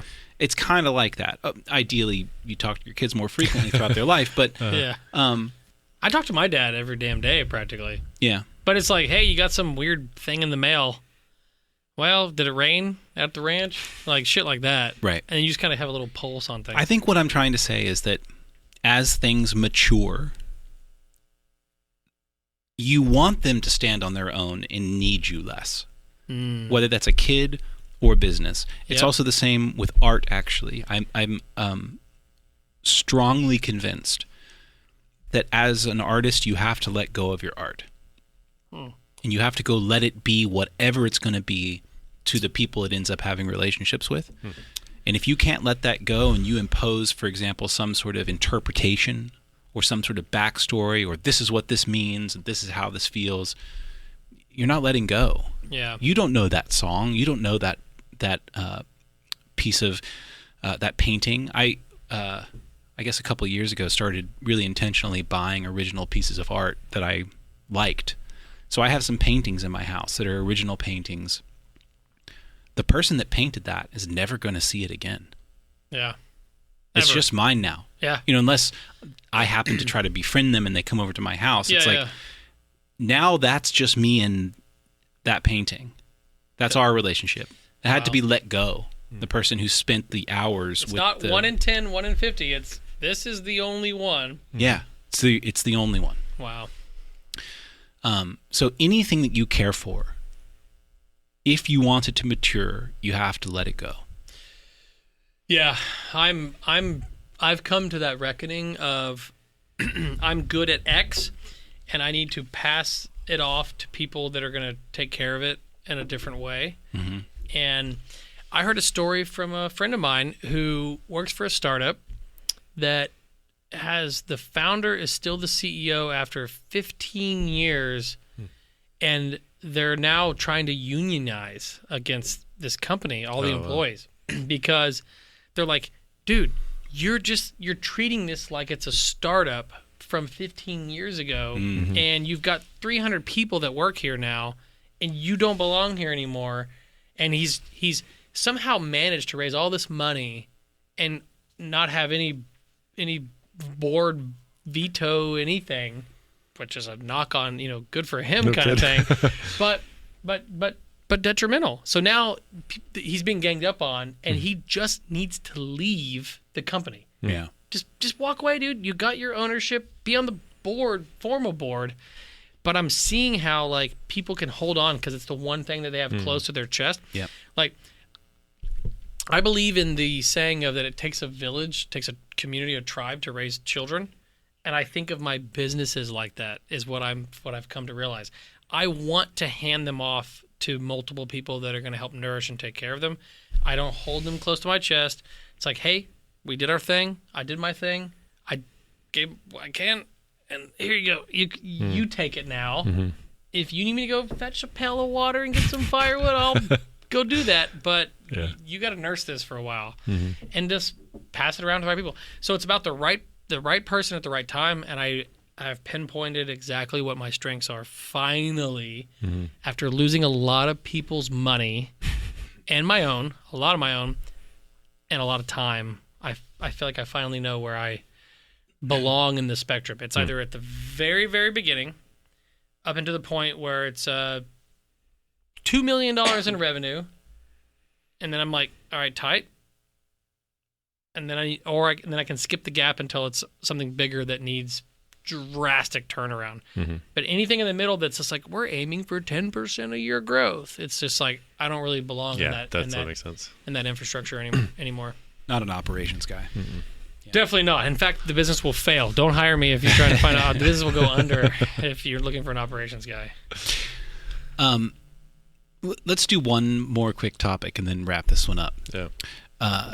I'm curious from the both of you, because you're both more sort of finger to the pulse of this city. How do you see this city evolving over the next decade? We've changed a lot in ways that I didn't foresee over the last decade. Where do you think we're going? Go for it, buddy. Yeah, you pick up the slack on it. I'm kind of the camp. I've loved Austin in all its iterations. So I moved here in '96, and sort of the cliche is, it's not as good as it was in X 2006, 2012. It's like whenever you moved here, everyone's always. But I think Austin has been amazing in the almost 30 years that I've been here, and just seeing a city grow and through the pains and all that kind of stuff. So I'm super excited about where Austin is going. I think it might outgrow me, honestly, I think, in the next 10 years. I don't know that for sure, but for me, there's no other place in the world I'd want to live besides Austin. I want to go visit other places, but live here. So what about Dripping Springs? Dripping Springs. I think I'd go there. Well, I think I could see for me personally, like moving more into the hill country and that kind of stuff. But still, I think Austin is home base. Austin is home base and my first love.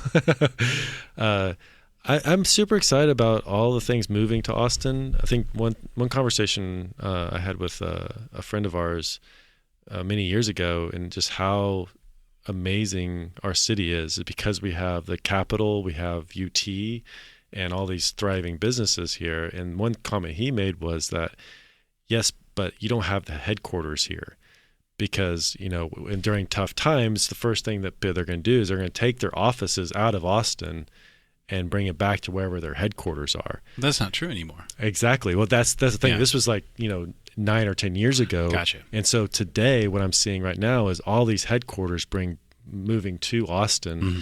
And so there's a real stability that we already kind of had being the seat of the government, UT and St. Edwards. And there was already a stability that we kind of got through 2008 financial crisis with almost no harm done to our economy for the most part. Obviously it depends on who you talk to and stuff like that, but just generally speaking. So I see a real stability that we have, and also being in Austin, where you have this tension between left and right. It still has conservative and liberals together in one spot, and I think there's a healthy tension here, which is really good. Where places like San Francisco don't have that healthy tension. It's all one way. So in that respect, I think Austin has a really bright future. I think there's going to be a lot of growing pains, and there's things that we should have done that we haven't been doing, like just infrastructure wise and roadways and how we kind of get around in the city. But I think we've done a lot of things right, and that's why people are moving here. I think also living in Texas is a huge benefit for us as far as being pro-business, somewhat more libertarian in a certain degree, is sort of, hey, we're going to stay out of your business and let you do what you want to do. I think there's a healthy aspect to that. So just seeing all these sort of, I think Austin just encapsulates that really great sort of tension that's healthy, and I hope it stays that way. Like, I hope it doesn't get too left or too right, or Yeah, reminds me of Viktor Frankl talking about how tension is required for mental health. Yeah. And there's good tension here. Yeah. Do you care to elaborate on? I want to learn more about that. Tension's required for good mental health? Yeah, I'm trying to remember the quote exactly. He basically is responding to the idea that you should be tension free. You should just be carefree in order to be mentally healthy. And he says, no, actually, you need to be at odds with who you could be. You need to feel the potential of who you are, and to be wrestling with that. And that's a point of tension. That's a point of pushing and pulling. And that's where real mental health is, because that's where life is. I agree with that shit 100%. I wake up every day, I'm like, you're fucking this up. You got to do better, James. And then I'm like, all right, I'm going to fucking do this. But his point isn't necessarily a negative one. It sometimes could be like you're fucking it up, but sometimes it's kind of like, no, I'm doing something good and I'm doing a good job, but part of that job means I'm pushing this boulder up a hill. Totally. I'm in tension with this boulder. Yeah. 100%. That's Monday and also Tuesday. just the whole idea of like, cold plunges, working out is like you're putting your body in tension and, stress. Totally. And it's like, there's something healthy about totally being in that space. That Seneca quote, the body should be treated rigorously that it be obedient to the mind. Yeah. You're putting yourself in a point of tension to basically say, I control myself. Yeah. And to prove that, I can do X. I can do X. Yeah.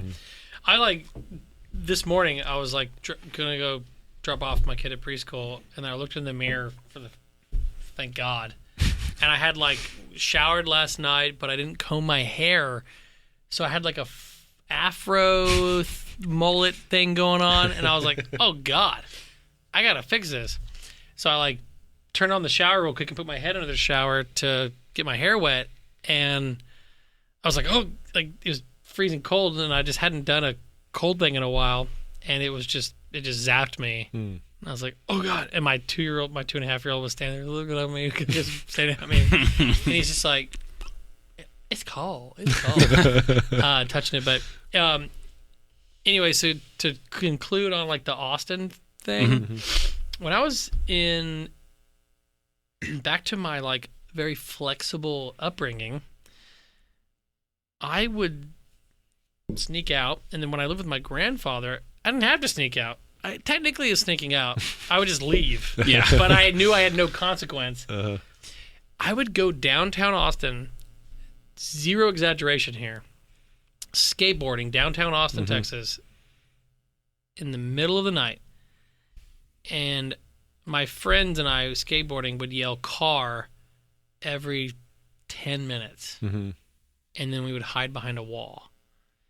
And it was deserted downtown Austin, Texas. Because this is 20 years ago?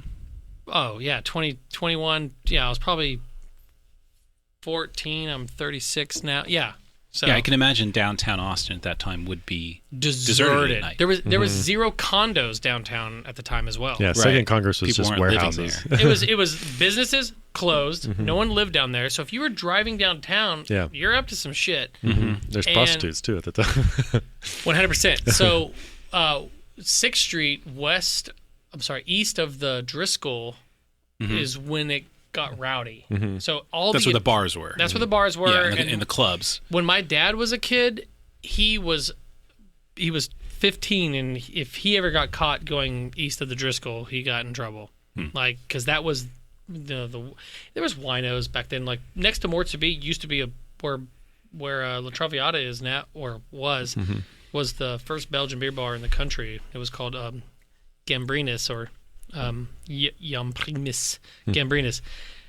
Winos on the street. But when I was downtown as a kid, I would just skateboard and be like, oh, car. And then we'd skateboard for 10 minutes and then be like, oh, car. And then we'd hide again. It was deserted. So Austin, when I was born, had 300 and something thousand people in it in 1986, just to say that out loud. But it's changed so rapidly that I'm pro-growth. I'm pro-everything. Wow, I was 10 when I moved here. You were 10 when I moved here. I was 10. I was 10 when you moved here. How old are you? 45. 45? 45, 40, 9 years older than me? Yeah, okay. So you were 19? Oh, wow. Interesting. So you're like, oh, Austin. Well, 18, yeah.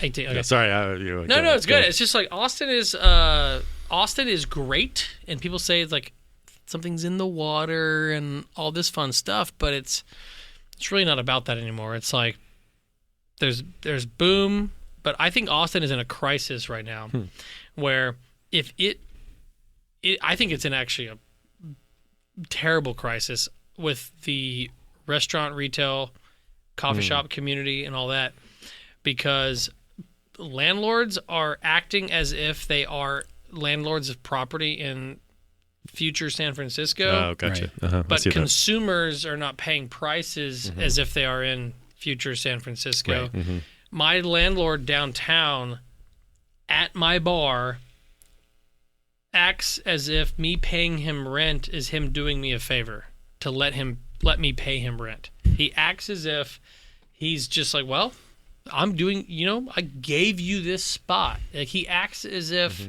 this thing, and I'm like, well, dude, your rent's too high, man. Like, you know how many businesses are out of business because of COVID? Yeah. There's the occupancy rate has dropped by 20% of businesses down here. Like, there's just not enough foot traffic anymore. Yeah. And he's straight up just like, well, you're the verbatim. You're the one that wanted to be an entrepreneur. Said that to me. And I'm just like, you don't get. He also admitted he's never had a job.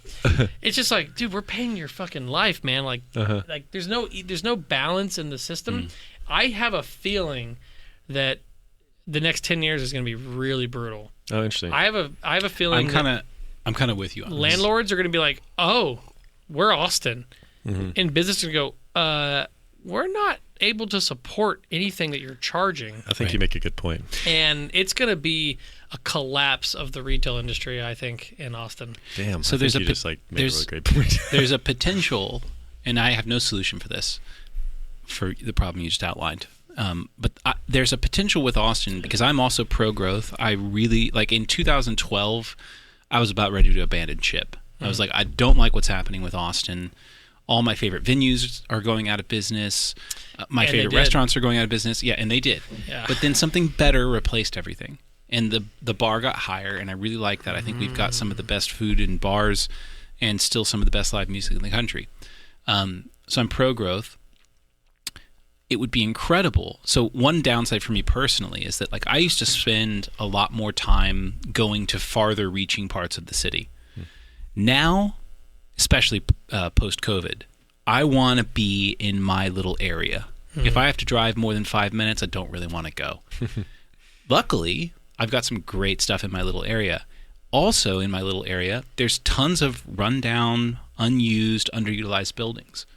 Like, and that's true all over Austin. Like, even just driving here to this podcast studio tonight, I saw tons of buildings that are like, what is that? What is it doing? That could be transformed into something that was a proponent of culture. It could be a restaurant. It could be a bar. It could be a brewery. It could be any number of things. The problem is exactly as you just defined it, which is if we're charging San Francisco prices for those things, then you have to charge the consumer that. And you aren't going to have artists coming around that area anymore. And you need those artists in order to plant the seeds of the culture that would bring thriving life to a community. Yeah. Just to give you an example, this podcast studio, the rent is the same cost of the property taxes per month because, kudos to the property owner here, but the rent is low because they haven't been as aggressive or predatory that they could have been. But because the city of Austin has deemed this area in 78723, just gave away where we are, as such value that the taxes are so high that literally it's 45% of the cost here is triple net. Which means that all the housing around here is gouged. Extremely gouged. And not going to get the sort of, the artist class to come hang around here. No way. If the city of, if somehow landlords in commercial real estate could somehow empathetically band together for 2 years, and the banks and all the infrastructure behind that, if you have a mortgage and all that, could band together and just drop the entry point, the cost of entry for business is so high. Like, you want to go into a new coffee shop location, and they're like, we're not giving. Well, actually, you've got a great brand, so they're like, here's some tenant improvement money and all that kind of stuff. But most people don't get that, and it's just like, oh, you got to spend $300,000, build this out, and you get a 10-year lease, and you got to make X number of dollars over 10 years just to pay back construction costs. Let me push against this because I agree and am sympathetic to kind of what you guys are saying, and I think that's the hardest thing with change. So there's a kind of an idea that a friend of mine played with is, Austin is someplace you can be and create, and there's a low barrier of entry, and that was really beautiful.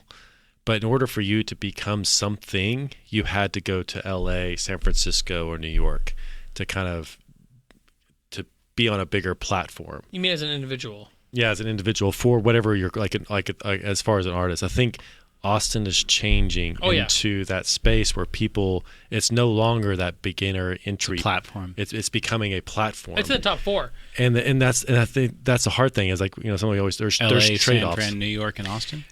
On VC Twitter, it's same groups. Even the big wigs, they're saying which cities are your founders primarily living in, and it's Austin is 3 and 4 on their list now, and it's like.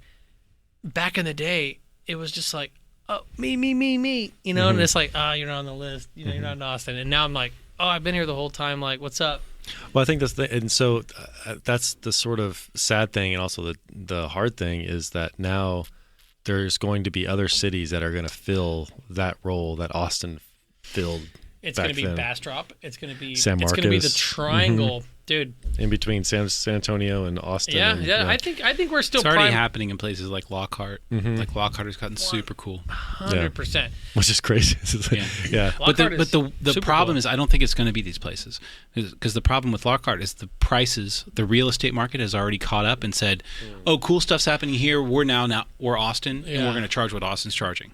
It's terrible. So, again. I think that Austin and the surrounding areas are fucked for like a 10-year horizon because my pizza restaurant went out of business 5 years ago, Lucky's Puchas, which is a Italian sandwich. Our slogan was "Eat my pucha," but it was because we were literally 8% profitable as a restaurant, which is pretty decent. Like, you're a profitable restaurant. Guess what? Our lease ended, and the landlord was like, "Hey, we're going up on your rent 5%." Yeah. Where was the location? West 5th Street, over by TNT Tacos, if you remember that. It was right over there in what's that neighborhood called? Clarksville? Yeah, it got super bougie. Is it Clarksville? It's west of Clarksville. Yeah. It was just right there on West 6th Street, 5th Street. And so they go up on our rent 5%. It was like, this is exhausting. There's no way we're going to do this for 3%. And I'm going to throw out so much shade. The Gables owned the building. And I said, don't go up on our rent. You have 5 other businesses next to us. There was a sushi restaurant. There was a real estate group. There was a wine bar. And I said, I will spend all the dollars that you're telling me that you're going to go up on me on. I will prove to you month by month that I spend that in ad dollars driving foot traffic through ad revenue to this location, because there's no way we can survive if we don't do that. And they said no, and we said, then we're leaving, and we left, and everything left. and then two other businesses within like a year went under. Our space was empty for 3 years. Wow. No exaggeration. And it was just like, we offered a marketing play to drive foot traffic to your area, and you said no. Bar Peached is, and no, was it closer to where like Holdout? Mean-Eyed Cat, like right across the Mean-Eyed Cat. Yeah. Mean-Eyed Cat was, and then there was what's that bar right? Don's Depot. Don's Depot is right across the street, literally right across the street from our pizza restaurant. And now it looks like we had a $12,000 imported Italian wood-fired oven. I remember that. Oh my God, it was beautiful. The main operator, he was from Italy, and we were open or soft open, and he was like, "James, people are asking for me to cut the pizza." I'm like, "What do you mean? Are you not cutting the pizza?" And he's like, "Well, no, we don't cut the pizza." And I'm like, "You mean you're giving them the whole pizza? You're not cutting it into slices?" He's like, "No, we don't fucking do that." He's like, "They're not children. They can cut their own pizza."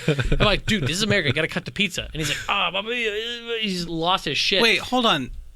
They're not cutting pizzas in Italy? And you get your own. You get a whole pie, and then they give you a knife and a fork, and you cut your own slices. That's some bullshit, because you can't cut a pizza with a regular knife. They give you a good knife. They also will give you the, what's that roller called? I can't remember.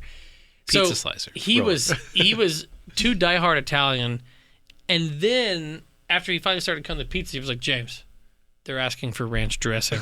Oh. What do I do? And I'm like, you charge them $1 and give them ranch dressing. And he's like, he had a fucking anxiety attack. Yeah.